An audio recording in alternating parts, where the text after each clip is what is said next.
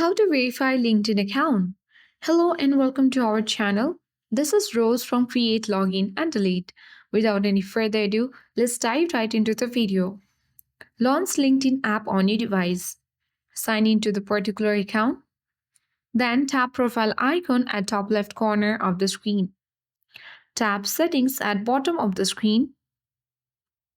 On the settings menu or page, you will see bunch of options. In order to notify or to know if your account has been verified or not, simply tap account preferences. When you select account preferences, you will get notified that get verified option.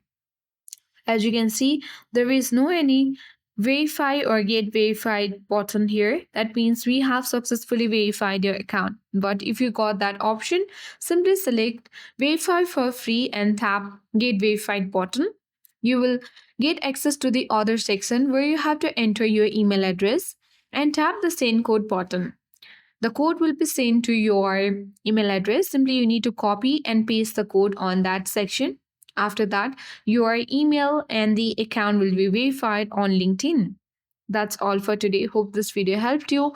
If you are new to our channel, hit the like button and subscribe for more tech and tips videos.